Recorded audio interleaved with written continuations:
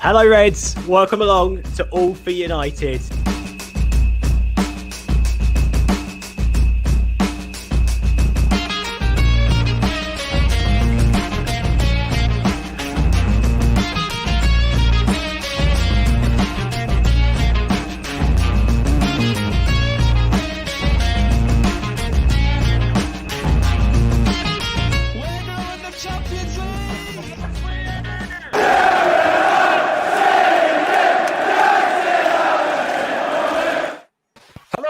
Reds world, welcome to John. He just arrived and then he left.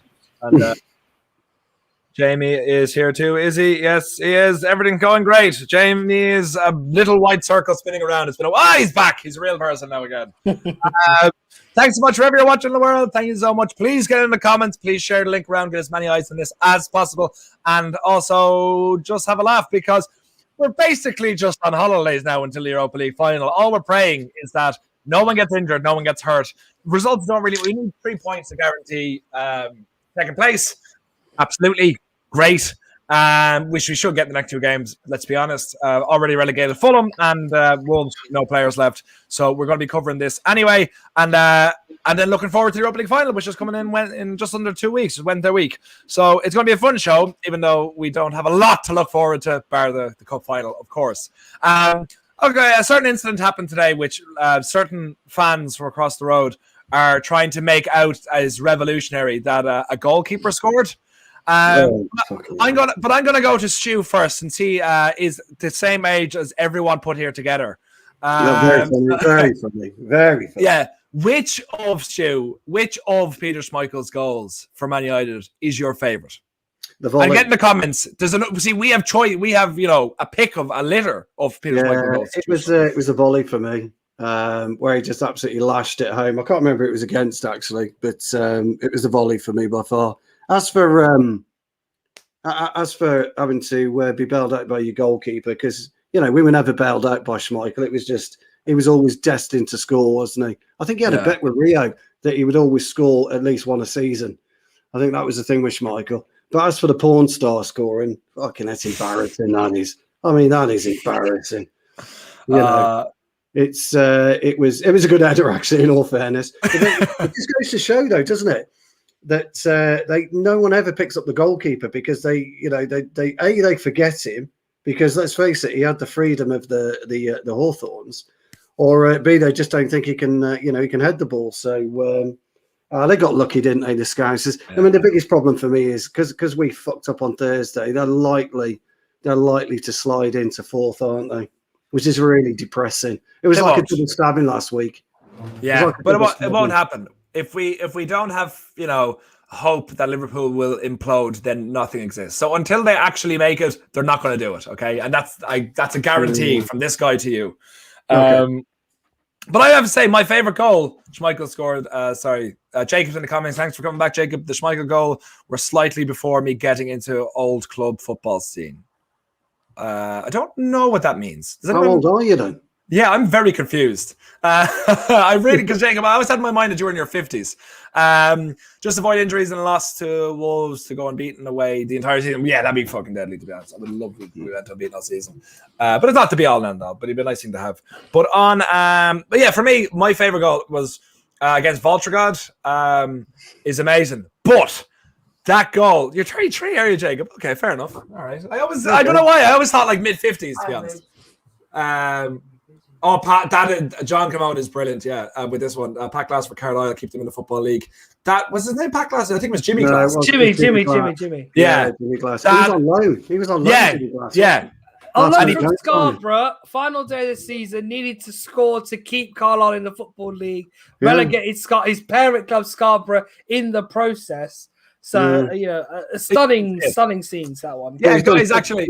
He did fuck all after that, though, did he? I mean, Jesus. Milked it for what it was worth. To be fair, he talked about 20, 30 years later. What other goalkeeper from that league, from that era, and is even nearly as discussed? So they still wheel him out, though, don't they? Even absolutely. They still wheel him out. Oh, Jimmy Glass, for fuck's sake, again. It's like Roy Essendon. Roy Essendon for Wickham. He got signed over teletext. Teletext. Yeah, and then he scored in the FA Cup against Leicester. So But in your favourite, actually, with United as well, of course, if you can think of any, but across the football world, what is your favourite like one-hit wonder? You're not the Hereford goal in because everybody puts that in. What's the Hereford goal? Oh, what was his name, Ben? I can see it now. He scored from outside the box in the FA Cup. It's a famous goal. I can't remember the guy's name now. You mean Ronnie Radford? Ronnie Radford, yeah. But you can't put that in. So long ago. Yeah, that's so everybody would pick him. Yeah. I will tell you what, it's a lot more recent, actually. I think it's gone over a lot of people's heads. This was one scored by Northwich Victoria's Wayne Riley against Charlton, I think it was, in 2009 or 2010, one of the years. But it put Northwich Victoria through to the third round. But that day was probably one of the biggest gaps in league football. I think Northwich Victoria were like in the northern counties and Charlton were in like the championship. They literally outclassed them that day. Riley came off the bench, 19 years old, scored the goal. And I remember Peter Drury commentating the game on that day thinking, Wayne Riley, Northwich hero. Quite remarkable, really. Quite remarkable.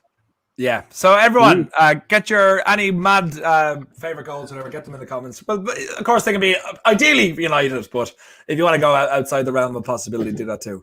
And also, my favourite Schmeichel goal is the one that got disallowed, the against Crystal Palace, was it? The incredible, or was it Wimbledon? The incredible overhead kick, and he was miles offside. But what a finish!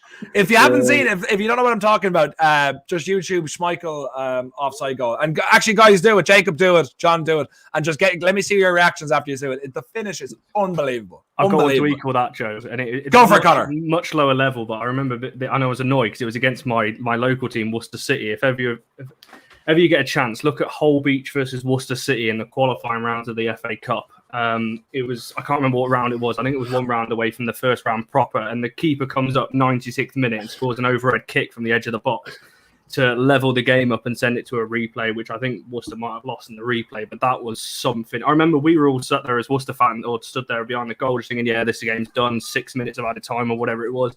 Keeper comes up, you think nothing's coming of this. Overhead kick from the edge of the box, and it's like, what can you do with that? Yeah. So, if any of you get a chance, look at, I think it was Ricky Drury, I think it was, Hull Beach versus Worcester about 4 years ago. 4 or 5 years ago. A fun kind of story, which didn't actually happen, but it was very strong possibility it was going to happen. I don't know who here knows anything about Irish football history. Well, you're about to know something. We beat... I can end you right now, okay? Well, hold on. I didn't do anything. I was going for my Gatorade. You said we, Joe. Be specific. Who do you mean by we? So I can get an idea who you're talking about. Okay, me and my country. All right. Okay, so this is this international football, yeah? Yes, international football. Okay. Ireland were playing Romania in the second round of the World Cup, to get to the quarterfinals. Yes. Packy Bonner, Celtic legend, Irish legend, with the goalkeeper. But they had this is like known across like football world that Niall Quinn is one of the best goalkeepers that isn't a goalkeeper. And he played Gaelic football, he was a goalkeeper as well. And he actually went in goals for Man City at one point during a game when the keeper got sent off or was injured and saved a penalty. Excellent, okay. So they were like, we should put Niall Quinn in goals. The team kind of were like talking like, is that illegal? Is that legal? Is that allowed? And there was like proper talk about it because I had a penalty competition during the week, Niall Quinn versus Packy Bonner, and Niall Quinn won. So there was a serious conversation, but then they were like, we better not, because I think he'd be a little bit upset if we took him out and put Niall Quinn in goals. But that was an early hero. And before we get talking about Man United, actually, John Camone just commented with a good one. Brad Friedel scored in stoppage time to equalise for Blackburn against Charlton. Then Charlton went up the other end and got a late winner. Aha, you love to see it, especially with an ex-Liverpool player. But we're here to talk about Man United, of course, and keep your mad ones in as well. As we're going to have fun tonight. And Ugly Bear, thanks so much for being here. Hey guys, good evening. Good evening to you too. But Ben, we'll come to you first. Playing Fulham, what are we expecting? What do you want from this game? 3 points, mate. 3 points. We need to get back on the winning. We need to get back on the winning track, mate. You know, got a European Cup final. Well, Europa League final, still a European competition. We've got a final in the European competition coming up. Very, very fast. It's going to be upon us before we know it. We can't go in there with we've got 2 more league games left. We can't go in there with 2 negative results, man. We need to go up there with a bit of positivity, get back to winning ways, build a bit of momentum going into the final. You know, this Fulham team's piss poor. We should fucking absolutely be, even with a little bit of a rested 11, we should still be comfortably beating these. Comfortably.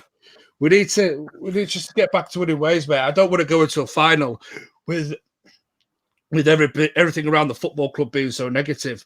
Just want a little bit of positivity. If we can get a win against Fulham Tuesday and get a win at the weekend against Wolverhampton, ding dang do, that'll send us into the final nicely, you know, on the back of 2 wins, because we need 2 wins, mate, going into the final. I don't want to see.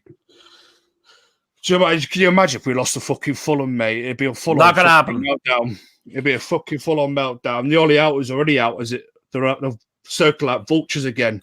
They've climbed up the fucking rocks, man, and it's been doing my fucking head in for the last few days. I just want us to silence them up again. Just go for the win against Fulham. It should be battering them. No disrespect to Fulham, mate. We should be fucking putting them to the sword.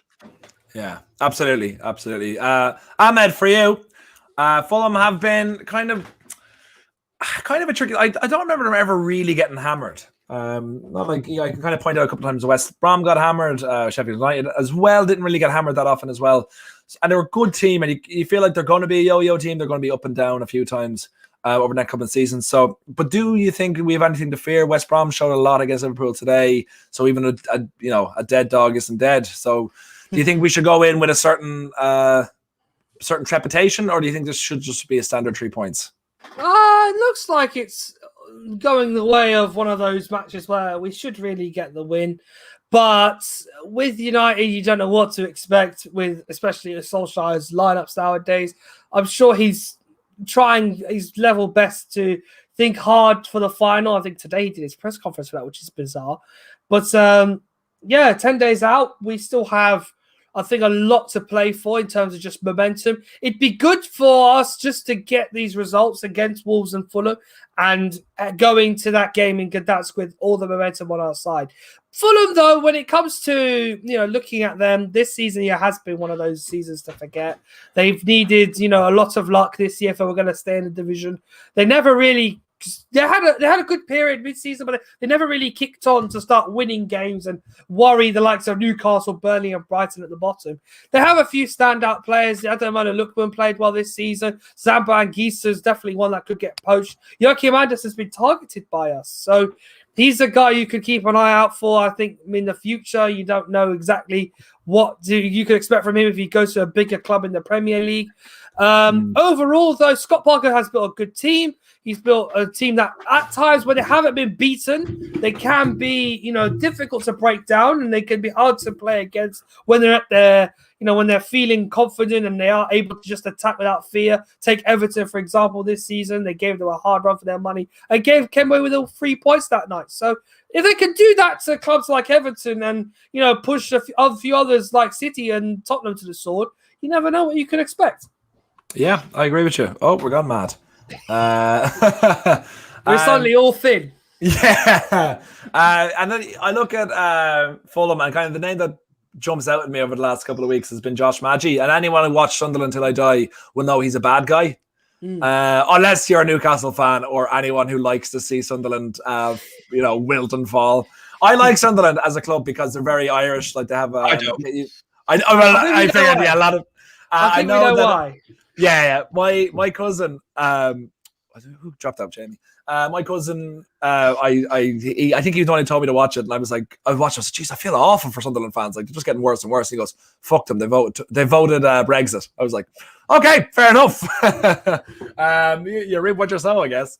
But Connor, coming to you, do you know of any threats in the Fulham team that you would pinpoint as possibly going against us? Because it probably will be Bailly and Lindelof again, although I do think it should be Tuanzebe and Lindelof, I'm being honest, because I don't think Bailly put himself in any sort of glory to be guaranteed a starter. So is there anyone from Fulham you're kind of worried about maybe? And also in that back line, do you think it'll be the same as Liverpool, or do you think they'll change it up? Not really anyone to worry. I mean, having said that, they caused us. It was Bayern, Maguire, and Fred. If you remember, getting caught out massively, and especially in the first half when we played them earlier in the season. I think it was Lookman that scored for them when we beat them 2-1. So they caused us problems last time we played them. It was a close game, and it was a Pogba worldie that pulled us out of the shit really. So yeah, I probably would go with it's going to be Barry Lindelof. So I'm not even going to put Axel's name in there because. He probably won't play, but yeah, there's a fine line between squad rotation and match fitness. Obviously, we don't want to rest everybody like Fernandes, Rashford, Cavani, those kind of players. Rest them completely and then play them in the final because that's 10 days or whatever it is until the final that they're not playing games. So I probably would go strong against Fulham, get second place wrapped up because the last thing we're going to want is to go into the final day of the season needing a win or a point or whatever to secure second. Would rather take although we'd like to keep the away record for a full season, I'd go all out against Fulham and try and make it easier than it was last time because as previously been mentioned, they're not an easy team to break down. Even though they've lost a lot of games this season, they've not conceded a lot of goals. As we found out earlier in the season, it was difficult. So I expect a cagey game like it was before, and the pressure's off them now, isn't it? They're relegated, so and we've seen what Sheffield won today as well. West Brom looked good earlier, so it seems to take the pressure off these sides. So I expect Fulham to come at us, like you said. Josh Madger, he's not really been playing. He's been on and off the bench, and he's a snake anyway, so don't worry about him. But yeah, I expect a cagey affair, but there's no one in particular I'd pinpoint and go, we need to watch out for him. It's just defensively all over the place like we were against Liverpool and previously against Fulham we need to watch out for. Yeah, I agree with you. Andrew, coming to you now. Any concerns for you considering I don't know how seriously we could take the Leicester game, but the Liverpool game, all the big guns started. It was an absolute mess. We should have actually been destroyed a lot more if Liverpool were actually a competent team. It could have been a lot worse. But do you think it's a positive that maybe we got that result because we can't let this happen again? Or do you think this is a sign of maybe bad things to come? So it's imperative we get back to winning ways. Having lost to Liverpool and Leicester, I mean, set piece is costing us again, and that's something that's got to be addressed for next season if we're really going to challenge for the title. I mean, we need to secure that second spot. I think we only need one more point. I mean, under Ollie, we have definitely progressed this season. We've got that chance to lift the Europa League in about a week and a half's time. So, plus we want to finish our away campaign unbeaten as well. With regards to Fulham, I mean, for their fans, it's grim reading for their supporters. So with them already being down, it's now they're looking to the Championship and looking to move players on as well. And some of those players playing on Tuesday will want to put themselves in the shop window for other Premier League clubs to look at him. But I'm just thinking United. And the one thing I'm really looking forward to about the game is having the fans back inside the stadium. And those players, they should and hopefully should give a good performance because they'll want to come away with the win and say make us fans proud after being not in the stadium for over a year now. So I expect we should win and hopefully it's a comfortable win as well. Yeah, absolutely. Who's grinding something? Stu, over to you now. With the Liverpool game, how much do you think that will affect the players? Like I was saying to Andrew there, will it spur them on, do you think? Do you think it even meant anything to them? Are you worried about motivation considering we have a European final coming up for these last two games where it could be a potential banana skin? Yeah, I think you can forget about the Leicester game, the Liverpool game. Now they're history, they're gone, they're done and dusted, you move on. Ollie's got to show a ruthless streak from here on in now.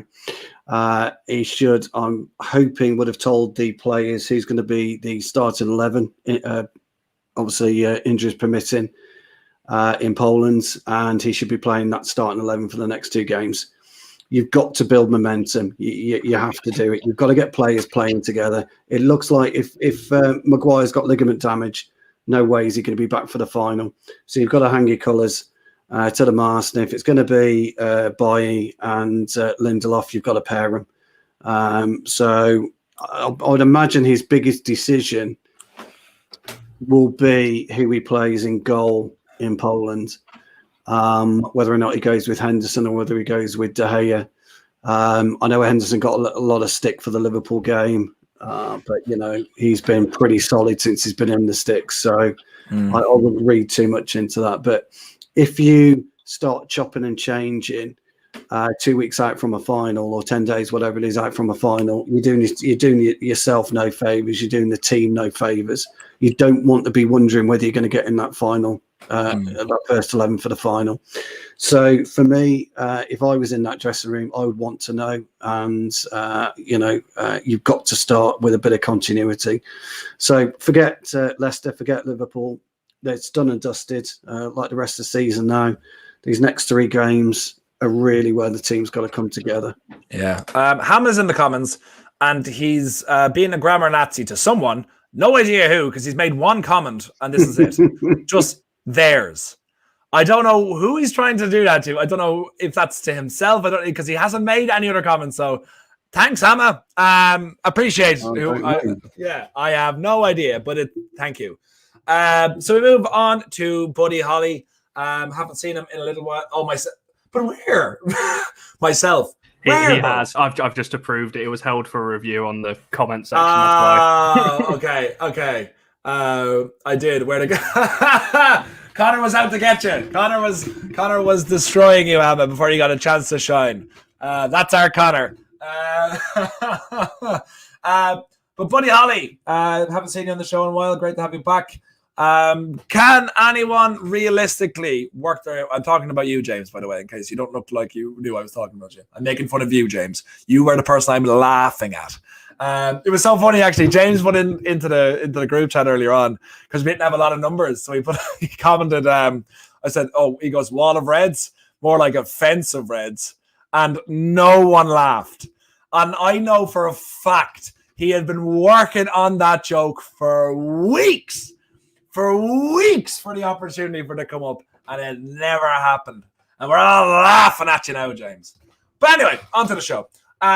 With the games coming up, is there anyone that can realistically play their way into the Europa League final squad? Do you think, like Stu said, that it's all done and dusted, or do you think there's anyone on the bench who kind of might be able to make a claim for himself starting Wednesday week? I don't even know why I should answer you anymore. There's no point, is there? But, I don't know, not realistically, unless you're looking for a partner to Lindelof. If Maguire's going to be out, I don't see any reason to change the starting 11. I'd assume McFred are going to start, which again in the final, which is sort of inevitable whether you like it or not. But yeah, the squad before these 2 games had been probably in the best form they've been in all season. I don't see a reason why anyone would want to change that, really. But yeah, I think we will see changes in one of these 2 games, because it is still quite a packed schedule, and we do have quite an injury-prone team. So there's no point really risking people. I think maybe you rotate things against Wolves, unless you want to go for that unbeaten away record. But I'd quite like to see a few youngsters come in over the next 2 games, give them a try out. I thought when he got the ball, I thought Elanga looked good against Leicester, and Ahmad obviously got a lot of promise that he can build on. So. Yeah, I think it's pretty obvious what the team's going to be in the final. So I don't think people are playing for places. I think they're more playing for places next season, depending on how the transfer window goes. You had a little hissy fit there, did you? And banged the table. That's fine. Jeez, James is an angry young man.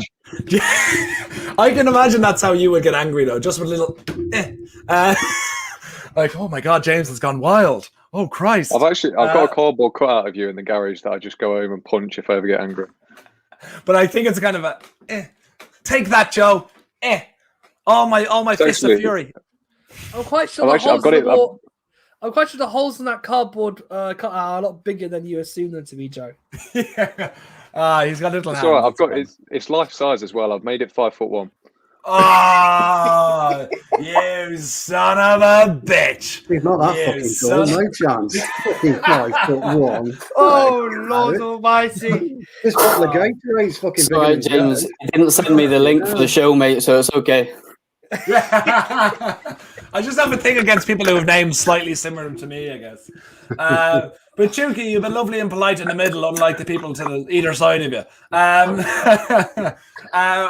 We got Fulham coming up. How are you feeling about it? Especially listening to what the guys are saying. Should we go all out? Should we be resting players tomorrow and for the Wolves game? Or should we kind of give our best 11 a final run out and then rest them against Wolves? What do you think? Well, the season's over for all intents and purposes. Where we need to get to is to that Europa Cup. This Maguire injury has come at the very worst possible period. We're really single-threaded at the back there when it comes to leadership and organization. You can see the last two games kind of prove it out. I mean, there's no, if you ever wanted to see United team minus Maguire, we've already seen it, and it doesn't look good at all. I had my hopes on Shaw being the senior back there to, try to get that organization together, but the mistakes he's been making very uncharacteristic of Shaw had a stellar season. Not taking anything away from him, but we have a problem. We have Cavani, who is like a leader at the very tip of the spear. Then we have Bruno and Pogba right behind him, who lead in the middle. We have nothing. We have nothing in the bottom half, apart from Maguire. De Gea is not really a commanding type goalkeeper. He doesn't, his communication skills aren't that great. Dean Henderson is a little bit better. But when we have Bailly and Lindelof there, it's just, it's no one takes responsibility of organizing that patch right behind McFred. So what we should look for Fulham is Reed, Carvalho, Lookman, all the wide players, because once we lose organization, what happens is that we kind of fall asleep at the back door, either side, either wing, whether it's AWB's side or Shaw's side. Someone always falls asleep there. It used to be a problem last season, and probably half of this season I kind of got rectified. But now, look to see people sneak behind the back door. Cool. Sorry, I got a message there. What was I going to say? Yeah, Hannah, you put in a comment there, which I am not. I'm not going to read it out. I'm not going to put it on screen. But I'd say birthday cake. But that's his best. And if you want anyone else to answer, go for it. But it's not going on this screen. But Jamie, it has been far too long, my friend. Welcome back. We have most certainly missed you. And someone else that we're missing. See this? That's why I'm good host. It's we're missing Harry Maguire. Have people finally seen how good of a player he is, considering we were torn apart by Liverpool and we looked a shambles of a team without him? Yeah, nice to see your face again, some familiar faces. It's nice to be back on the channel, so thanks very much for having us and being patient with me while I had a couple of things going on. Anyway, back to the football. Yeah, I think it puts that conversation to bed now, don't it? So for me, there's no questions about how important he is to the team now and his captaincy. I think that conversation's done with, because I think he's been very good this season. But we obviously still need to address that position. I wouldn't get too comfortable for the fact that we've got one good centre-back. I still feel we need another one. Lindelof and Maguire have been good this year, but I'm inclined to believe that I don't really think Bailey's the answer. It'll be interesting to see what the other lads on the panel think as well. Tuanzebe is another player where you don't really know whether he's quite at that level yet, so I do feel we need to go in the market. But with regards to the Maguire loss, I can't remember, one of the lads said it a minute ago, but it's come at a massive problem now to be dealing with when we've got a massive European Cup final to come. So it's unfortunate.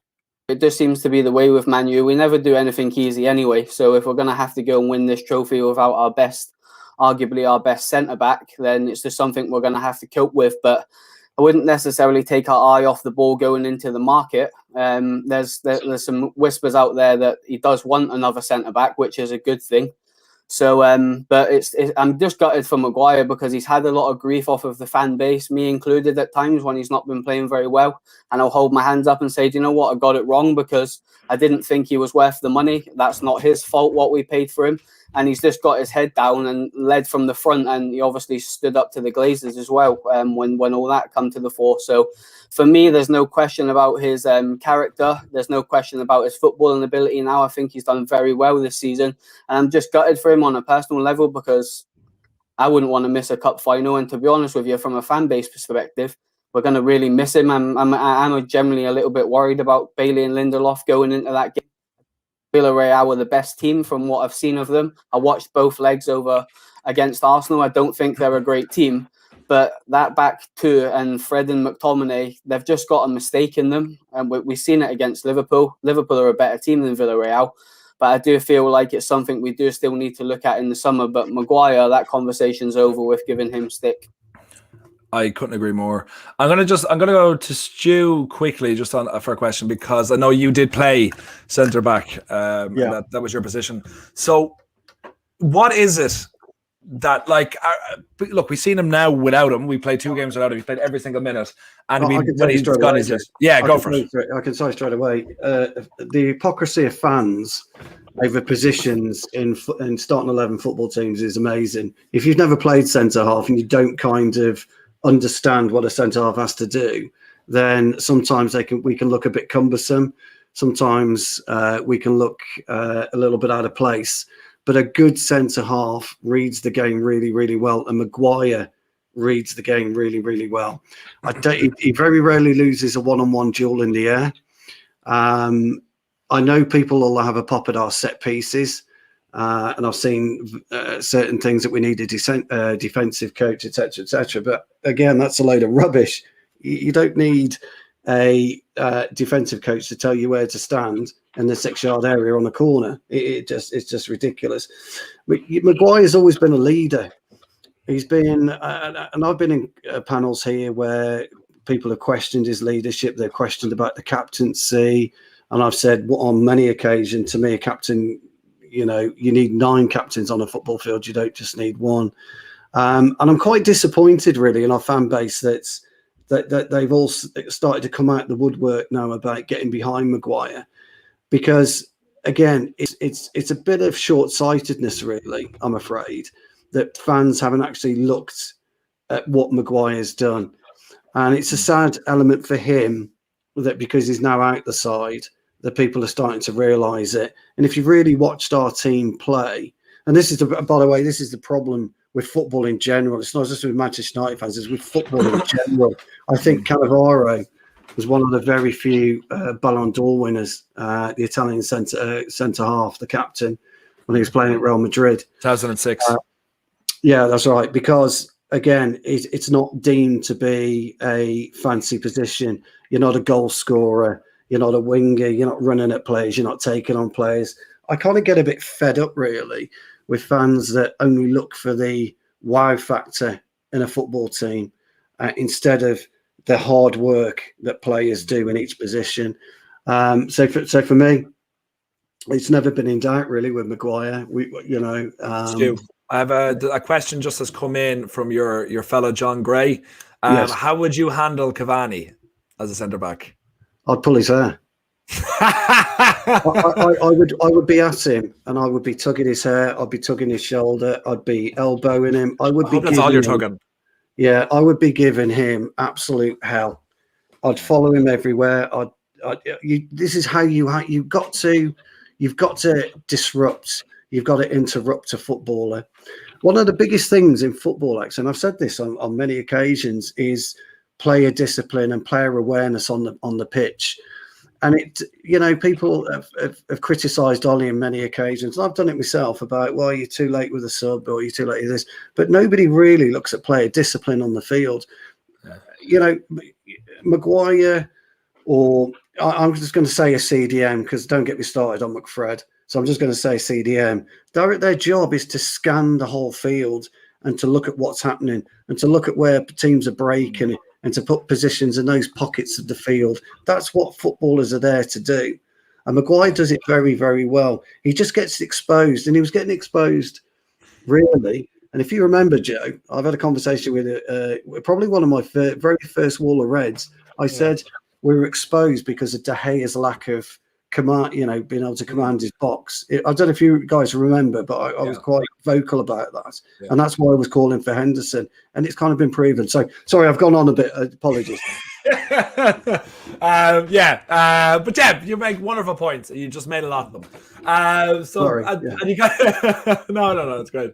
But we want to touch on, you kind of brought up the point there about Henderson and De Gea, because this question has come in. This is what annoys me about the fan group. This is what annoys me, pisses me so much about the Ollie out people. that they'll point at one game and be like, see, look, he was wrong to do this, he was wrong to do that. It's like, shut the fuck up, okay? But Ben, for you, is it De Gea? Is it because we could say the question is maybe quite rightly up in the air again, maybe of putting Henderson, De Gea in number one. He did have a great game against Roma. Henderson didn't try and put a shining light on himself against Liverpool. So looking to the final, is that maybe the most open position to look at? It's a difficult one, but listen, you have to stand by a youngish goalkeeper that's not very experienced at the very top level yet. I know people are saying at Sheffield United, Dean Henderson had a great season in the Premier League last season and an excellent season in the Championship the previous season. But we have to remember when David De Gea first came here, he was making mistakes galore. He couldn't even catch a ball. And I remember the Arsenal game where he saved the penalty from Robbie Van Persie. He also went up to catch a ball and it slipped through his hands and went out for a corner. And I always remember the Arsenal fans chanting "dodgy keeper" at him. You just got to remember where David De Gea came from. That's all. That's what I'm going to say to fans when they're getting on Dean Henderson's back. And I've noticed there's a lot of the foreign fan base is the ones that are on going, "Oh, he's rubbish. We should never drop David De Gea." Whatever happens to David De Gea in the future happens. Whatever happens. Whether he wants to go and be in Spain with his family, I don't know. Whatever. But he's going to come to the point where you're going to have to trust somebody else in goal and let them make mistakes.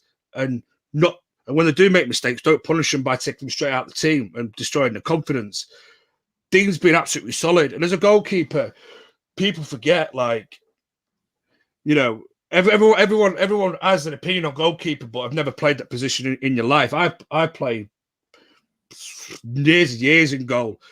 And sometimes it's just like you switch off just that split second and you realise you're out of position. It's like shit. And I've had it loads of times when I've been out. Just that split second, you're just ball watching. You get dragged towards the ball and you're not covering your angles properly. And it's so easy to do. Like I said on Twitter, on social media not so long ago, well, after that Liverpool game,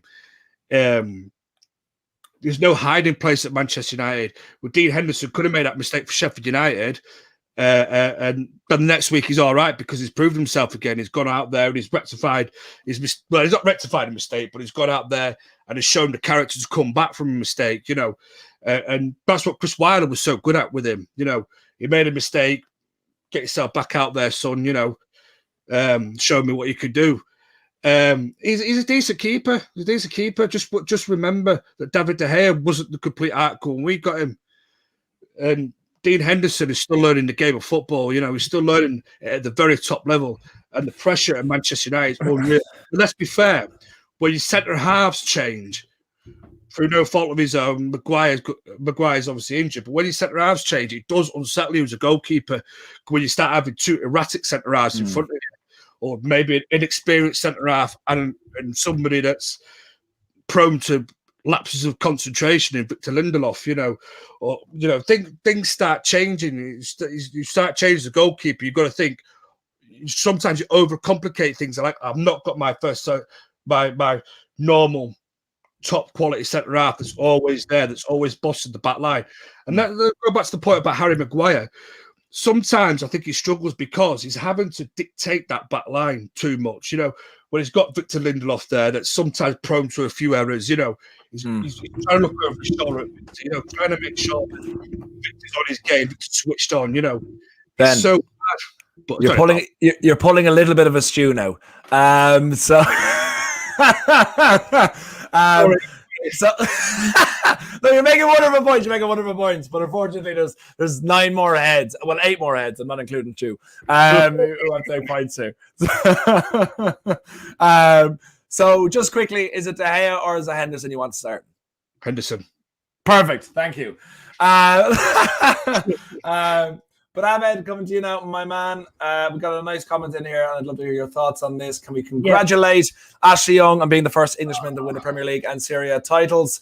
I thought, yeah, that's true. That's true. Yeah, fair play to him. I think it's hilarious that he posted that he was glad that he chose Inter Milan over United. I was like, we kind of wanted rid of him, but I still, he's a great ambassador. He's a lovely guy, but like, come on. So, what are your thoughts? Have a little look back in time, as he was with United for 9 years. Yeah. What are your thoughts on his time at the club? I think you split it in two with Ashley Young. You split the first half of his period at United and think how well he did. I think particularly the first season, great goal against Arsenal, had some good performances overall after coming in from Aston Villa, because it's probably some big shoes to fill on that side of the pitch, and he adapted well to the circumstances and the situation that was warranted in that United team at the time. I think he came in at a good time. He came in, won the Premier League, and I thought after that he'd kick on to take another step in his career, move up to the next level. But for some reason, I think he just through no fault of his own. I think the second half of his career was mainly through partly mediocrity, but also the fact that the performance level as a whole at Man United dropped quite a bit. And with the changing of the managers as well, it got harder and harder for him to adapt to new styles. And as he got older, his pace, obviously, he was very quick when he started out at United. He was good off the mark over 5 yards going forwards, but his forward pace with the ball actually started to diminish as he gets a little older. So he started to, track back a bit more. And it's suddenly, you've seen, I think, predominantly against Liverpool in 2018, how well he played against Salah and Mane on that day. He was fantastic. It showed that even though he had his mistakes, he could be someone that isn't the most wholly reliable, fullback in the world. He did such a good job in some games. It just, the one thing though, when it comes to Ashley Young that does neck at my craw sometimes is the night at the new camp. I don't want to bring it up, but it's when he does the Cruyff turn on the touchline before losing possession to Lionel Messi, I think it is. And the rest, as it was inevitable then. So from that night forward, I thought he has to go, because that's something you cannot do in a Champions League quarterfinal or on any given day. I mean, our season was bad at the end of it anyway, but respectfully though, I think he's finished his career as strong as he could. He helped United go as far as possible in the Europa League last season. He helped us get into the top four. He was an all right captain. I would never have thought him to be a leader at Manchester United, but I think because of the experience he had and being one of the few that was left from Ferguson's team that won the title, he did very well. And for him to have gone to Inter Milan, kick on, and especially with a few teammates, we won't mention one of them because of his outrageous comments earlier this season. I consider him to be a bigger snake than anyone. Yeah, absolutely. But yeah, it's a brilliant achievement. Well done to him. Absolutely, yeah. But we'll chat about Ashley Young for a little while. I think it's only fair. Like he did, Connor, for you, is his time at United, first of all, how do you consider him amongst all the players of no one really shown over the past 10 years? Is he a sort of player that would have lasted 10 years in any other era? He was very highly rated as a young fella when he was at Watford and he was at Villa. Over United, what are your thoughts? I think he was just average. I don't think he was anything more than that. He was good when he came in initially, but I've got some sympathy for him because he drifted around and he came in as a winger, went to left back, played right back, and then back to left back and wing back, and he was shoved all over the place. So I get it from his point of view, I guess, that it didn't quite work out with him as winger, but he wasn't a world-beating winger anyway. And it's similar with De Gea in some ways, that he was with United with an awful team. Obviously he had Ferguson backing him up to start with, and then obviously under David Moyes, then Van Gaal, and it was just a bit all over the place. So I've got some sympathy with him in that respect. But fair play to him. I don't think he did anything. He seemed to have the attitude, and that's something you can never take away from him. Every single game he tried, which is not always great. That's not the standard. That should be a given when you're a Manchester United player anyway. That's not something that you should have that regardless. So yeah, that's one thing you can't take away. And fair play to him. I mean, he's won the title over in Italy. I think most players could probably go over there and win the title in Italy anyway. So I'm not saying it's the best thing. It can win, but yeah, his time at United, I think he was an average player. He's no better than like a Cleverley was, or somebody like that. In my opinion, I think he was better than. I think he won Young Player of the Year at one point. I think he was nominated at Watford, but I thought he was a very good player. I thought, like, again, if you're moved from left winger to left back, I don't think he's shown as much as Valencia did, but I think he was a very good player. But any other era. I think he could won games, but like he was never consistent. He had a couple of those. That game against Watford springs to mind, but he was never consistently good. I agree with you on that. Andrew, my question for you is going to be your favourite Ashley Young moment. So I'll give you a second to think about that because I'm sure there's a million. But Vin is in the comments with the pun of the week. Dean Benderson starts on Tuesday for me. That, of course, is reference to Ben. Good pun, Vin. You're I can't think of one. Bird chat in his mouth, the rest is irrelevant. I do agree with John. He's shit posting as per usual, John Gray. But that is very true. And Ashley Young scoring a brace against Arsenal, by the way. Yes. Oh, don't ruin it. Let Andrew think of one on his own. Young was quality. That was the one I just literally popped into my head. Devils went across. Other than that, was the Watford game where I think he scored twice, one from the free kick. And then I think those are the ones I remember the most. But Ashley Young was caught in between like two eras of United. Well, the end where Fergie was, where he won the titles, and then he was then caught in the era where he was in those transition periods, and then we had Van Gaal, Mourinho, and then obviously won the Europa League and the FA Cup. I mean, he was a good servant for the club, but I don't think he's going to go down as an all-time great or legend, but he did a job for us. I mean, he was on the left wing to start with, and then he came back to left back. So, but yeah, I'd say great servant for the club, and say happy that he's won the Serie A title. But well done to him. Yeah. John with a great comment here, actually.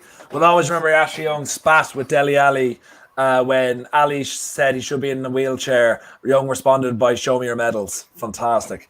Did Ashley Young go for Di Maria to the advertising audience as well? He did. Yes, Yeah. I say that had a great view of that, sitting in the south stand, literally just whacked him straight in. We all went, "Way, come on!" You love to see it. You love to see it. Stu, you're supposed to be next. I'm going to skip you and go to James first. We'll let you go last. Okay. Well, it's no problem because I don't have a favourite Ashley Young moment, so don't worry. Yeah. But out of fear, I'm just going to go to James next. James, and also speaking of, okay, well, I want to know how impressed you are with him winning Serie A. Because it's not what it used to be. I put a comment on Twitter the other day that Serie A is the MLS of Europe because people go there to die, really. The football is dreadful. They don't do anything in Europe. I can't remember the last time. I think the last time I was thoroughly impressed by a team might have been like last time they had a great team was AC Milan, 2007-ish. Or Inter Milan kind of, but I think that was just a bad kind of year. Like we should have won. We should have got to the final that year as well. Don't get me started on that. But I suppose they won it. But I think still the best team I can remember from recent times was AC Milan 2007. But for you, James, how impressive is it for him to go over there and win it, Serie A? Because it still is seemingly one of the top titles. I think it's more impressive to win title with him more than anything else. I think, to win a title with him as your first choice right back. I know it was probably Hakimi, their first choice right back, but regardless, to have him in the squad and win a title takes some doing. So hats off to Inter and Conte for the job they've done there. But I think my favourite Ashley Young moment was when I saw the Twitter post that he'd left. I really enjoyed that. That filled me with quite a lot of joy. And just knowing that there was no more wayward back passers, no more getting beat by people who are not in any way quick. Just woeful crosses to some of the best headers of the ball in the league. Everything. Just all of that ending was a really nice point for me. Yeah, that's fair. That's fair. Chuki, for yourself, what is your standout moment from Ashley Young? Well, standout moment, anytime he had the ball, I think mostly on the left. So at that point, he was just the left. I think at some point he was on the right for United. He was, he did the Anthony Martial patent top left. Top right. He cuts in and he just shoots in and he scores most of the times. those were very spectacular goals. But he was terrible at the the second half of his career.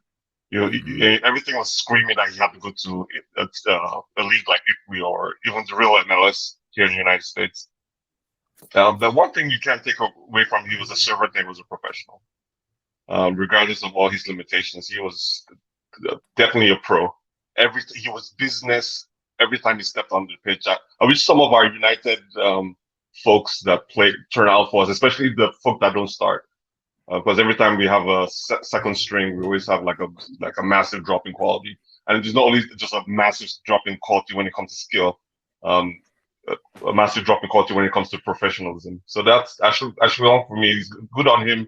He was able to win, with the Scudetto there. With I think Darmian, the Italian guy that used to be on our team, was also on that squad. So a lot of United also runs in that team. So Conte did really good service for himself, getting those boys to cup. Yeah, absolutely. Jamie, for yourself, to see us out in this conversation, are you impressed by that he was able to do what he did? And what is your favorite moment? I think it was an intelligent move for him. He obviously wasn't cutting it in the Premier League, not at the standard with us anyway that was needed. I don't think there was a lot of interest from English clubs, so I think it was an intelligent move from him and his agent that he got a move to such a big club in Italy. I know, like what you just said a minute ago, the Italian league's not exactly the glitz and glamour, but they've still got some decent teams. Like historically, the league itself isn't too great to watch on the eye, but I think it was a good move agent-wise, how he got him a move to that club, because he was way below standard towards his end of his time at United. But I agree with Chucky. I think he had kind of two careers at United. When he came in from Villa, he was quite an exciting young winger, and then it sort of petered off towards the back end of his United career when he sort of went back to fullback because he couldn't defend. He was okay on the ball. His crossing ability when he first signed was much better than when he left, which is quite strange because that's one thing you think he wouldn't have lost. But definitely an intelligent move from the people that represent him to get him over to Italy, because an aging player, the league is a lot slower. He'll get a lot more time on the ball. And you know what? Fair play to him as well. He's went over there. Don't know how many played, to be honest with you. I don't particularly watch Serie A that much. And if I do, I only usually watch Lazio. It's the team I prefer to watch. But fair play to him. He's went over there, won a title. I've heard rumours, I don't know if they're true or not, that Watford are interested in him. Obviously, he started his career there. So I don't know if he's going to be coming back to the Premier League as a fringe player for them, but a bit of experience coming back up from the Championship this season. So we'll see what happens with that. But with regards to my favourite Ashley Young moments, it was when we beat Arsenal 8-2. And he scored two pretty much identical goals, and that was on my birthday that day, so that was a pretty decent day for me. But he scored two perlers that day, and he played really well that day, but so did the whole team. But yeah, because it was my birthday, it always just sticks in my head, that 8-2 game. Yeah, that was a great day. That was a great day. And now to see us for the next 45 minutes, I'm going to ask you a simple question. Thanks. Stu, my question for you is to see us out in the Ashley Young chat. Someone who retired this week as well, when Ashley Young didn't retire, but was Antonio Valencia. And both of them had similar careers. They were pacey winners, tricky wingers like United starting off, and then eventually became wing backs. Ashley Young kind of across the back line, left and right full back, and then up the field as well. But Valencia was right back. But if you could put them into your team right now, let's say at their peak, as a winger, and then at their peak as a defender, who would you want? Yeah, you'd have to put Valencia in, really, because he was a bit of a powerhouse. He was quick, he was strong. He was a good team player, really good pro. But they both had similar traits. I mean, Ashley Young was a far better crosser than Valencia. But the issue for me was they used to get up the wing and try and beat the fullback 3 or 4 times. And I always remember Ruud would get, Van Nistelrooy would get absolutely livid because the ball was never coming in. Cavani would have been tearing his hair out with the pair of them, really, because their lack of delivery or speed of delivery. But for me, I I mean, we bought Valencia as a raw kid, really, didn't we, from Wigan? He was pacey, he was quick. And I think Fergie saw something in him. The Ashley Young that you saw at Villa never really showed up at Manchester United. He never really kicked on, and that was quite a disappointment. So to keep it short, Joe, Antonio Valencia. And just final thing, and do you think any other era he would have lasted 9 years at the club? Nope. No. I think that's fair. No. And we've had some wingers of absolute quality.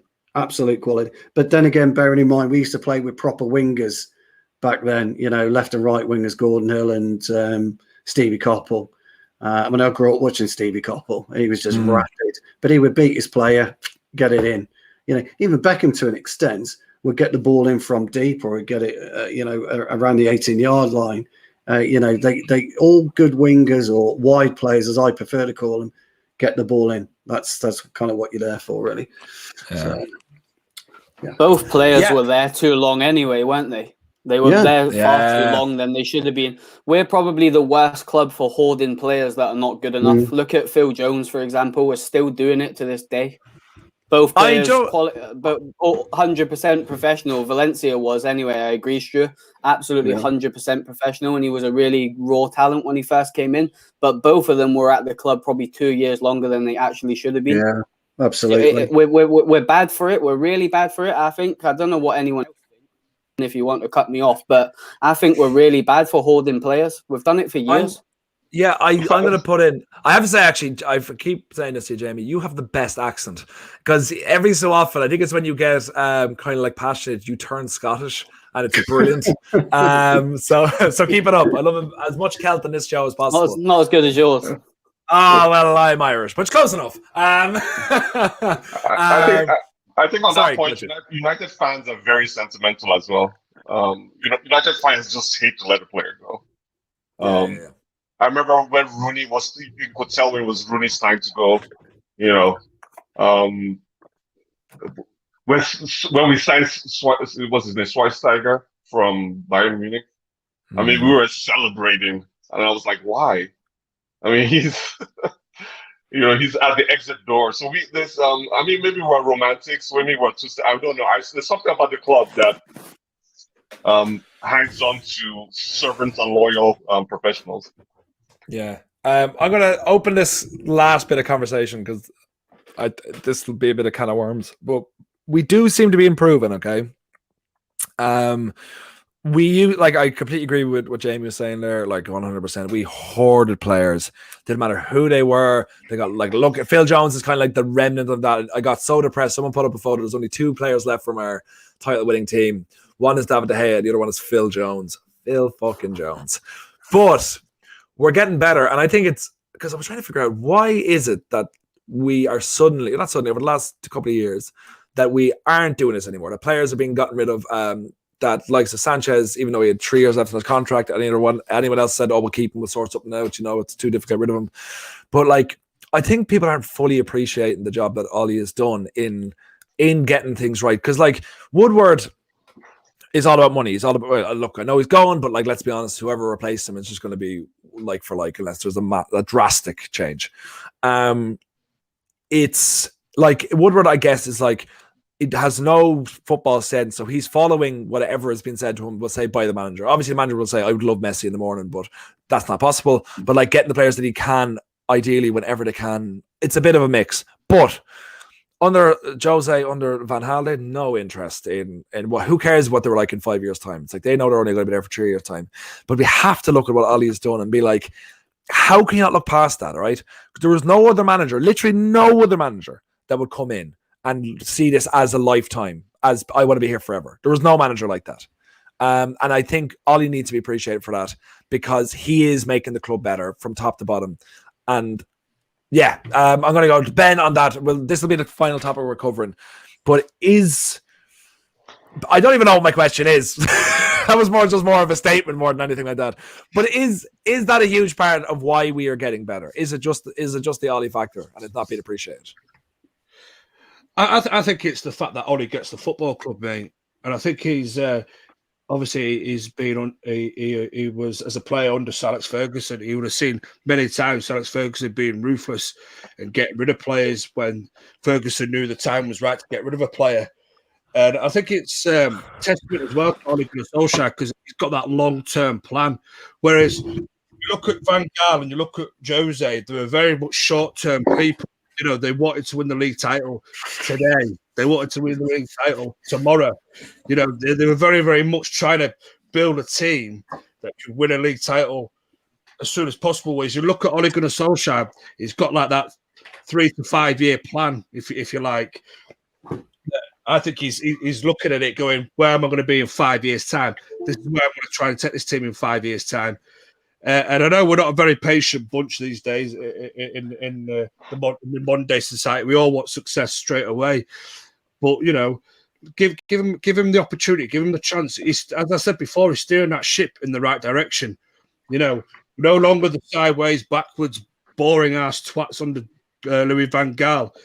We're no longer the defensive, boring shithousery team under fucking Jose that just We're now looking like a very each season that goes by under Ole Gunnar Solskjaer, we're looking more like a Manchester United side again. And I think we just need to be a little bit more patient with the guy. You know, let him clear off the last couple of bits of deadwood. I'm not saying that De Gea's deadwood, by the way, but let him clear off fucking Phil Jones. He's done a fantastic job of clearing off all the deadwood that everybody used to fucking hate. Do you know what I mean? But what he does need is he needs backing from the board. He needs backing from the owners, and that's the only way it's going to work. He can't work one way where he's getting rid of these players that we've been hoarding, but yet he can't bring the players in that he wants. He wants not Ed Woodward, not the Glazers because it's on the cheap. You need to get the players that he wants, his first choice targets, not the targets that are 5th or 6th on his list. No, shut up. No, doing great, Ben, as always. Ahmed, I want your thoughts on this, okay? With Skeptic coming in with a hot take. LVG was steady progress, fans were patient. What are your thoughts on that? Oh, that's interesting. Anytime I think about LVG, I think about Wolfsburg in November 2015. That, for me, is where I thought he's not the manager. But based on the comment, I don't know. I think when he came in, he comes off the back, obviously, doing so well with Holland World Cup, finishing 3rd. He's back in club management after a timeout, and I think he gave up the Bayern job to become Holland's manager. So he spent more time doing international football. I thought he could have been able to, you know, this being his final big job, he would have been able to adapt Manchester United to a new playing style, maybe push them that little bit more to play better and challenge the likes of, at the time, Chelsea and Manchester City. In the end, I just felt like it was way too mediocre, his playing style. The fact he brought players in that I thought, in the first instance, okay, let's say Ollie brings in nowadays Di Maria, Daley Blind, Ander Herrera. If he brings those players in, that team, this current team, would thrive with those players, I think. That's my opinion. But I don't know about anyone else's, but that's how I see it. Van Gaal struggled just based on the fact that, you know, some of his tactics were a little bit out of date. I think managers had changed their way of playing against sides that most of the time kept possession. He wanted to play attacking football, exciting football, but I don't remember a time where he played anything exciting. And like I said, the pinnacle of that for me was the night against Wolfsburg. Yeah, we would have went down 3-2 in the last group game. That, for me, won. I think his job was on the line that night, and in the end, he couldn't deliver because he couldn't get the best out of that team. The best out of that team. Another one would be, I think, the Arsenal. I call it the Arsenal incident. I don't call it a match. It's an incident. It's a Spygate scandal. I don't know what else you'd call it because we were so poor in that first 20 minutes, and I just didn't watch the rest of the game. It was so bad. There's so much wrong with Van Gaal's thing, and people, you know, play, you know, devil's advocate or have sympathy with him because he fell short, couldn't deliver. But in the end, I feel the right decision was made to, you know, move him on, and I don't really. Didn't go well for Mourinho in the end, but I better move him on because he simply couldn't get the best out of the team in the time that he was there. Yeah, you actually made a good point there. Sorry for being shocked about that. About the transfer window when he brought in, was it Depay, Herrera, Blind? Yeah. Who else was in that window? Darmian came in, Sergio Romero, Schweinsteiger came in as well. Falcao as well. Falcao? Yeah, Falcao Falcao's the year before, on deadline day the year before. But in that transfer window, do you think that was the best one we've had post Fergie, Connor? Because pretty much all is well. Depay didn't, but he is doing well because he's Schneiderlin as well. That was a bad signing. But like, do you think that signing that Van Gaal did? I would you agree with Ahmed saying that it was the wrong manager who got them? Do you think they would have tried better under Ollie? And would you say that was their best window? In terms of, again, it's what the Glazers wanted, and we say it all the time about big names, that Schweinsteiger, Falcao, Di Maria, those two transfer winners, whatever. So some of the players I think would do well under Ollie. I think Herrera showed it. I think he would have if he had stayed a couple more years. Daley Blind, I think, would have. Di Maria, probably not. I don't think he was ready. I don't think he'd ever would be ready for an English game anyway. He's too soft. So I don't think so. But yeah, there's a couple of them that would do well under Ollie's team. And ultimately, I think a lot of them, when we saw the signings, me being one of them, was ecstatic. You see some of these big names, you're thinking Schneiderlin, Schweinsteiger, Darmian, all these players from all over Europe that we're signing. You think, geez, we're really pushing the boat out for this manager. And for whatever reason, it didn't work out. I mean, on Louis van Gaal going, I mean, I think it was the right decision to let him go. I just think it was the wrong way in the way that we did it. So quickly after the whatever happened behind the scenes. But yeah, I think Van Gaal failed. And I think the reason why Mourinho failed, and you're seeing a lot of these, I think management has changed. And this isn't just in football, this is in society in general, where if you want the best out of your team, it's almost like the Klopp way, I'm going to call it, of doing it, where you've almost got to be nice. I'm going to put it quite bluntly. Yeah. You've got, rather than the old school way of shouting at people to try to get people to do things, I don't think has worked. And I said that's not necessarily a football thing. I think that's a societal reflection as well. Management in companies have changed. So I think that's probably why Van Gaal and Mourinho failed in the way that they did, because their management style was old-fashioned. And you look at the way that Ollie does it now, in the way that everyone likes him. I mean, regardless of results, this is the most likeable United side we've had in years. And I know that's not everything, but it is the small things. When I used to go up to Old Trafford with Van Gaal and with Mourinho, I hated going. I mean, it's about a 3-hour journey for me. Some of the long trips back after Champions League, the Valencia and Young Boys games in the Champions League and the Mourinho really stick out to me. That I remember very, very, very, very well after a long trip home that were just bore fest. Whereas now, you enjoy going to Old Trafford. If we lose games, I'm like, but at least I've enjoyed watching the team. Whereas before, you didn't get that. You didn't get that under Mourinho and under Van Gaal. So I think that's going back to your point, your question ages ago. That's why I think Ollie's improving the side, because his management suits the modern day and the team is more likable. So when fans are in the ground or watching it on TV or whether, you can look at it and go, well, at least they're trying. At least I like this team, and we just move on to the next game. We just got Skeptic came in with an interesting comment. What are your thoughts on this? He was backed with potential, not talent, I would say. Would you agree with that? We have a list of the transfers here. Shaw, Herrera. Shaw was young. Herrera was youngish. Rojo was youngish. Blind was youngish. Di Maria wasn't. Falcao wasn't. Romero wasn't. Schweinsteiger wasn't. Schneiderlin kind of. Martial is still, I guess. Depay was, and Darmian as well. But would you agree with that? Yeah, it's 50-50. A lot of them were young players. Depay probably could. I wasn't really that convinced, but again, he didn't get a long period of time like we've seen with some of our players. And Martial, it's obviously, I mean, hit and miss with United fans, what you think on him, and same with Luke Shaw. But quite a few of those players there, Schweinsteiger, Di Maria, Falcao, and all those players were established. But again, it goes back to the question of, were they signed for the talent or were they signed for the name on the back of the shirt? And I think that's ultimately what killed him in the end, because you look at what the excuse always was, well, he's been backed, so he should be challenging for the Premier League. But you look at some of those names, and yeah, you are right. A lot of them were potential players, not the here and now talent players. Yeah, absolutely. For you, Andrew, how did you enjoy Van Gaal's time over Man United, the tenure? Say at times it was like football was so boring. It was like, you could see from stories I was reading, people in the stands were falling asleep watching United. It was just just not attacking enough. I mean, like with some of the players, I mean, for example, like Di Maria, when we signed him, he should have been the one that really had a good career at United. I mean, his first game with us, he was the best player on the pitch, and then obviously Di Maria had the Berberin, and it all just went south for him, and he just Van Gaal couldn't just get the best out of him. Then, I mean, also on Van Gaal, he tried probably too long trying to accommodate getting everybody in the side. I mean, we had the likes of Di Maria, Falcao, Van Persie, Rooney, Juan Mata, all in the starting 11. He was trying to shoo him in every position where they couldn't. It wasn't really effective. So, let's say Van Gaal. On another hand, he did promote the youth. So, without him, we wouldn't have seen the likes of Marcus Rashford come through. So, I do thank him for that as well. But at times, the football was boring. And like Connor said, he won us the FA Cup. I just didn't agree with the way we just sacked him afterwards. It could have been done in a better way.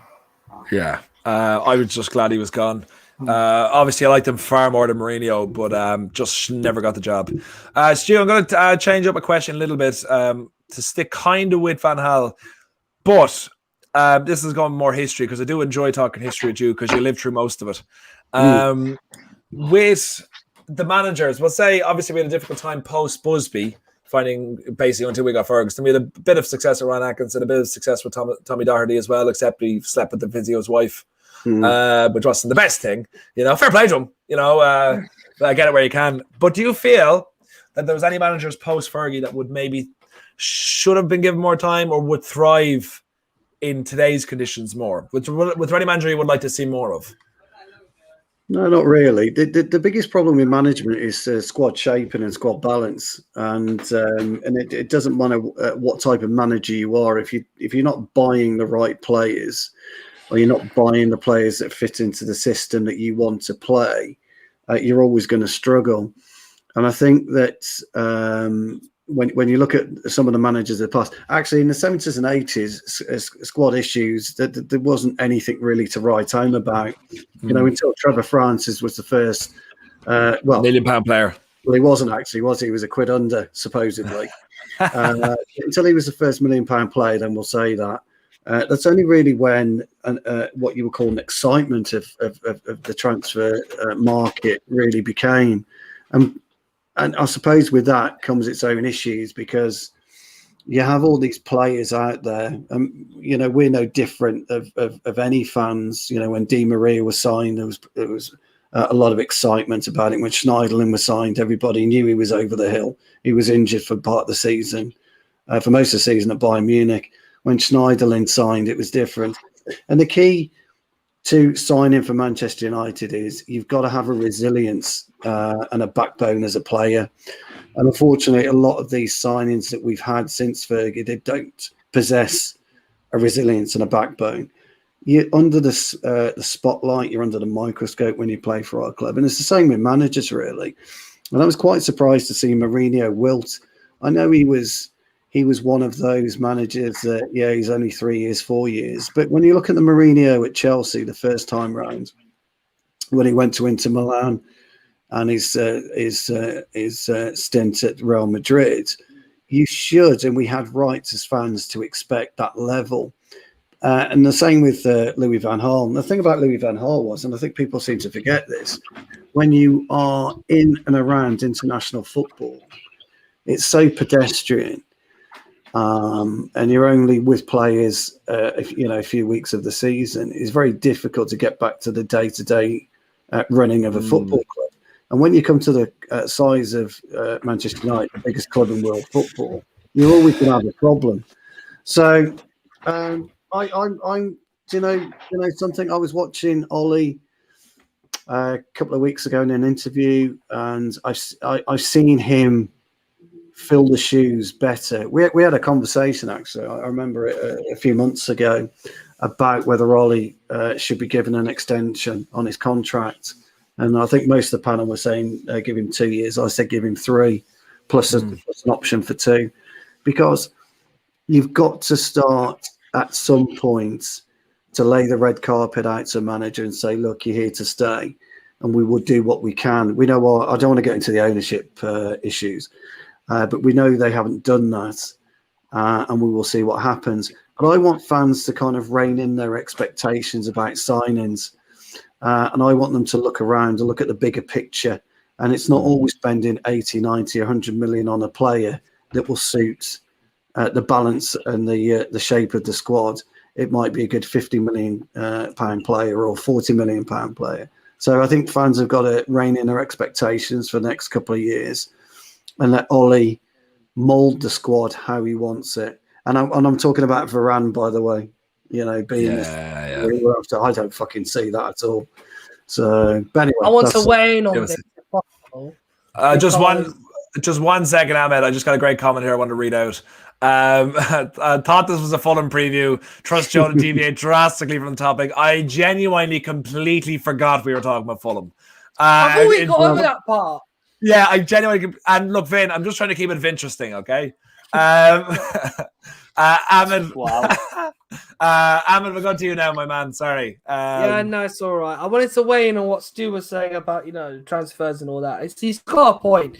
We're not going to get the sort of windows we had back in 2014 and 2015 again, unless the obvious thing changes.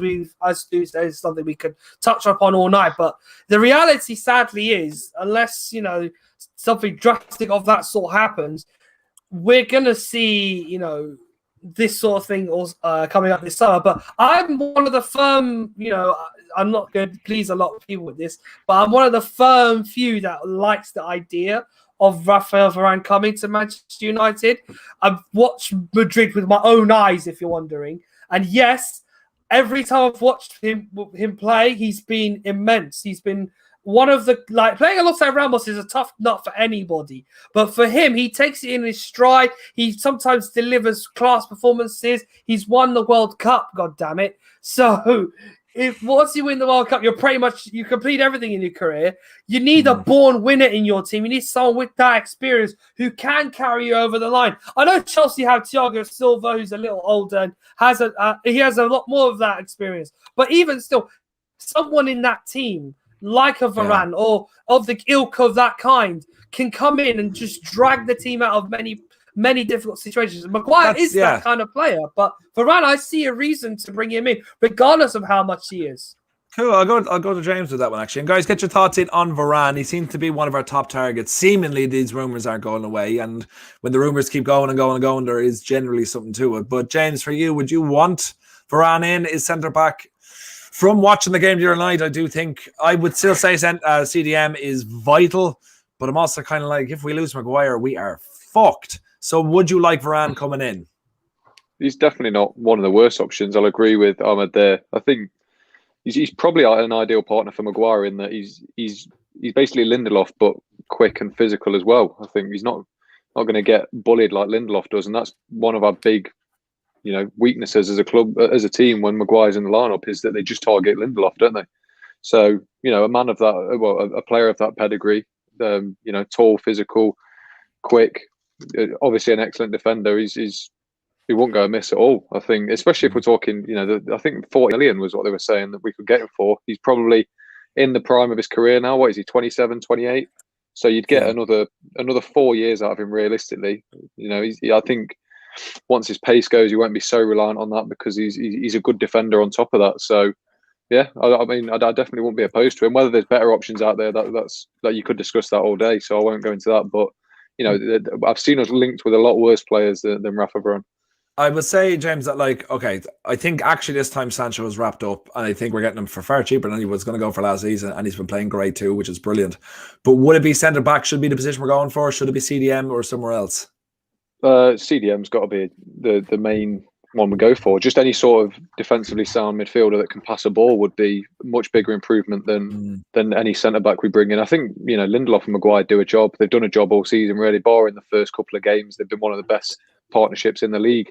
I think they were second best defensive partnership in Europe last season. So that doesn't just suddenly go away. I think they've built up a really good relationship this year as well. I think there's flaws in Lindelof's game. We have to accept that, but there's more flaws in the Fred and McTominay double pivot than there is in Lindelof's game alone. So yeah, a holding midfielder is definitely the right holding midfielder, should I say, is definitely an important signing, because if we just get in a ball winner that can't really distribute, we may as well keep Fred, don't we? Yeah. Do you agree with what Ugly Bear's saying there? I don't. Swap deals are incredibly hard nowadays. I don't realistically see either of those happening. I think maybe Pogba if he really pushed for a move, but I don't think it'd be a direct swap either. I think there'd be two individual signings. But yeah, I'd probably be opposed to it. Really, I think De Gea you'd want to try and get a fee for if you're getting rid of him, and Pogba, there's no chance you'd get, like, Pogba's influence on this squad would be 10 times the amount of Rafa runs. Yeah. And also we have to look at it and go, Real Madrid have no money. Barcelona have no money. Juventus have no money. They're broke. They can't afford Pogba. They can't afford a swap. Like, really, they can't afford the wages. Can I just say one thing about that? Yeah, go for it, Stu. He's a fucking poser. He's one of these new fancy footballers who only care about being on Twitter, being on Instagram, and diving. They can fuck off out of my club. I'm not disputing his attributes, and I'm not disputing he would be an upgrade, but he is an absolute fucking poser. We don't want those players anymore. Those players have got to go. We've kind of got enough in the club as it is, you know, with fucking social media. We can't be doing with that. And to be honest, he was fucking woeful against Liverpool, both games. He was awful. He really was. And the Premier League's a lot quicker game than in Spain. And I just don't see it for us. I don't think he would fit our mentality. I don't think he would shine. So no, not for me. He's a fucking poser. I don't like posers. He's a fucking Cancelo at City. A fucking poser. I genuinely thought you were going to say he's a cracking player.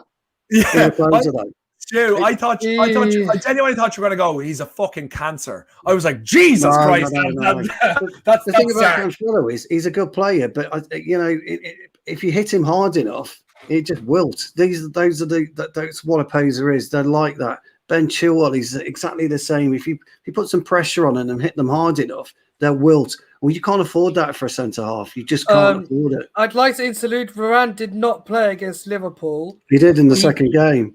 Neither match. I'll tell you who played. I'll tell you who played in the 2 Liverpool games. I thought. Oh my God! I'll tell you who plays. This would be awful if this was a live show. In the first leg, the back two I was thought he played in the Militao. second leg. No, you're thinking about Chelsea. It's Militao, I'm Fernandes, Chelsea. Yeah. And then Liverpool. The other leg would have been the same 2 at the back. I was thinking about the Pulisic goal. If you so that's the the Pulisic. He was fucking woeful, absolutely woeful with the Pulisic. That's what I was thinking about the Pulisic. Stu, will you get your mind out of Liverpool for 2 seconds? Oh no. Go on, Jamie. Stu, when you talk about this old school player that you mentioned earlier, like you like the sort of old school players. When you're saying about Cancelo and you don't like that type of player like Chilwell and stuff, that is the modern player. So going based off of that, can you tell me who you would like? Because I haven't been on the show with you before, and I think you're spot on. And I'm just interested to see what you think is an old school player now in modern day football. I'd say he's an old school centre half, someone like Conor Cody. Now he's got his problems. Don't get me wrong, he's not fast. But his positional play and his reading of the game is excellent. And I've been ripped on this before about Cody. Not many people like him, but this is what I'm talking about. I'm just interested, mate. That's why I've asked. This is what I'm talking about. Moving outside the so-called Koulibalis and the Kundes, Upper Mecanos, that type of thing. Really, there are good, solid pros out there. Look at Leicester. Leicester's a great example of not having a huge team of superstars, but they've got talent. They've got talent right across the board. Tielemans, for example, we could have picked up for depressing, a ridiculous price. And look where he is now. You've got Fofana. I think Fofana's a cracking player as well. He's I was just about 20 to say years old. Fofana. Yeah. He's absolutely brilliant. That's Soonchu. He's not the best centre half in the world, but he's not the worst. And and nobody's really heard of him. And they're really, really good and clever. Leicester are at seeking out players and developing players. And I just think we've lost sight of that, really. So I'm not a fan of the modern fullback. I like Wan-Bissaka because he tackles. You kind of get stuck in, and that's my type of player, really. But I'm a lot older than you, pal, Jamie. I appreciate it. I've been listening to you all night, mate, and I thought you're very opinionated on things. So I know you touched on something earlier, and I was going to sort of ask you a question on it, but I kind of didn't want to take you out your flow because you can flow like so. But I just thought I was interested to see because I know like quite a lot of the boys I've been on with Connor before, and he's quite big on recruitment. Abdul as well is big on recruitment as well. He's spot on when it comes to transfers and stuff. And I just wanted to see what sort of player you would like to see. And Connor Cody is a very good centre back, so that's why I just picked your brains a little bit, mate. Appreciate that. Fine. That's good. Yeah. Chuki, coming to you now because we're an hour and 24 minutes in, and I've been in work. I want to go to bed. So Chuki, we're going to come to you now. Then Jamie, and see us out. Where do you think we should be looking to recruit? Should it be a big name centre back or should it be a hub midfielder? Apparently, some West Ham rat followed us on Twitter today, so maybe that means something. Who could I possibly be talking about? He used to be one of me, now he's one of ye. Chugi, so which way do you think we should go? Centre back, hub midfielder, or somewhere else? I look at the context of all Mourinho. I prefer. Chugi, I'm just going to mute you because you're frozen and you're chopping a lot there. So yeah, your Wi-Fi is gone. So yeah, your wife, you're frozen. It's very funny how your face is frozen. Oh, I think you're back now. Okay, we'll try that again. Same question. Back. No, Wi-Fi's the gone. Glazer's trying to silence him. That's what it is. Jamie, same question from you. It was you that touched on it earlier regarding Sancho. I do feel like that's an option we're going to look at.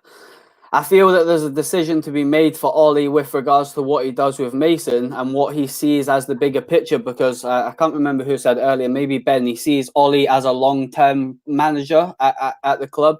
I think Stu put it as well with he'd give him a bigger contract because he wants that longevity.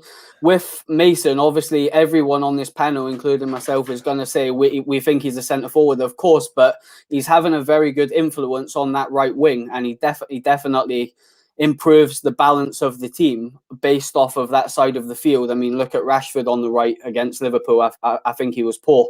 So if he's going to keep him on that right, then I don't think he'll prioritise a striker, a right winger, like a Sancho. If he is going to play Mason Greenwood, he needs to start putting him in that position while Cavani's still at the club so he can learn from him and then go out for a Sancho. But for me, massively need a centre back. I feel like they're going to recruit a backup right back for Bissaka because I don't feel like he's got a lot of competition. I would like to see them give Ethan Laird an opportunity, but obviously his injury record isn't great for a player at a young age, but the ability is definitely there. But I do think they'll go into the market. I heard that they're looking at bringing Tom Heaton back to potentially bring into the squad as a backup goalkeeper. Now, does that mean he's going to be a backup to Henderson? Is De Gea going? Nobody really knows. But for me, it's centre back and defensive midfield is the one for me. And I know we were talking about like not holding players, and we're sort of getting better at that under Ollie, which I totally agree. But then you look at the Matic situation and you think, well, we shot ourselves in the foot a little bit there because he looks like his legs have just completely gone. And I seen Matic when he was at Benfica in his prime, just before he went to Chelsea, and he was fantastic. I watched him for 2 or 3 seasons at Benfica before he went to Chelsea, and he was class when he first come to Man U. He just doesn't have the legs now. Obviously, Ollie likes Fred and McTominay in that double pivot in front of Maguire and Lindelof, but for me, we've got to go out and get a world-class defensive midfielder that's going to allow us to play one defensive midfielder instead of 2 of them. And then we can release Pogba and Bruno more further up the field.